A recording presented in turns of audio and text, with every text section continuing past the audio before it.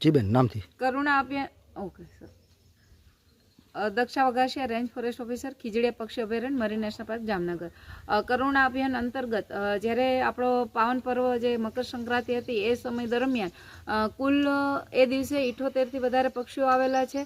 અને આ પક્ષીઓમાં જોઈએ તો કબૂતર, કાગડા, કોયલ, ખિસકોલી, આઈબીસ, ઇગ્રેટ અને ડક, આ બધા પ્રકારના પક્ષીઓ આવેલા છે. અને ખાસ કરીને જોઈએ તો સંક્રાંત પછી પણ 2-3 દિવસે કોલ આવતા હોય છે, જેથી કરીને લોકોને ખાસ એક અપીલ છે કે ભાઈ તમારા જે પતંગ ચગાવેલી છે એના દોરા અને પતંગ ક્યાંય ને ક્યાંય ફસાયેલી જોવા મળે છે, તો એને દૂર કરવી. બને તો હેલ્પલાઇન નંબર, અમારો જે ફોરેસ્ટ ડિપાર્ટમેન્ટનો હેલ્પલાઇન નંબર છે 1926, પશુ દવાખાનું હરતું ફરતું છે જે 1962, અને પ્લસ જામનગર જિલ્લાની અંદર ઘણા બધા સેવાકીય સંસ્થાઓ છે, એનો પણ તમે કોન્ટેક્ટ કરી અને આ જે પતંગો હોય છે એના દોરા છે એને આપણે દૂર કરી શકીએ, જેથી કરીને પક્ષીઓના ઘાયલ થતા કે પક્ષીઓના મોત થતા આપણે બચાવી શકીએ. સફળ રહી છે ને હજુ પણ તેમને જે સલામતી સારવાર જે આપવામાં આવી રહી છે તે અહીંયા સેન્ટર પર રાખવામાં આવ્યા છે. અને આવા હજુ પણ કોઈ પક્ષીઓ જો ઇજાગ્રસ્ત થશે તો તેના માટે આ પ્રકારની જે ટીમ છે તે તૈનાત રહેશે. અનિલ ગોયલ સાથે દિનેશ વાળા, ખબર ગુજરાત, ખીજડીયા, જામનગર.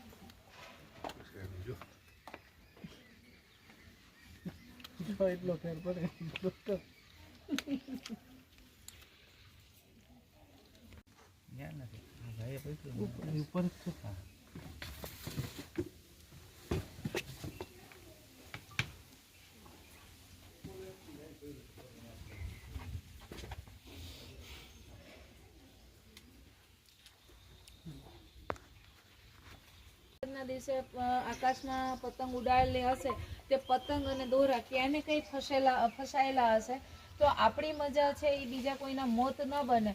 તો તમને એક અપીલ છે કે ભાઈ આપણી આજુબાજુ કે ઘરની આજુબાજુ ઝાડ હોય કે તાર હોય, એની જ્યાં તારમાં દોરા ફસાયેલા હોય એ કાઢવા માટે પ્રયત્ન કરો. અને ક્યાંય પણ તમને એવું દેખાય તો 1926 અમારી હેલ્પલાઇન નંબર છે, એમાં તમે ફોન કરી શકો. કંટ્રોલ રૂમ છે, અલગ અલગ સંસ્થાઓ છે, એને પણ જાણ કરી શકો છો, જેથી કરીને આપણે મેક્સિમમ પક્ષીઓને બચાવી શકીએ અને આપણે સરસ રીતે આપણું કામ બિરદાવી શકીએ.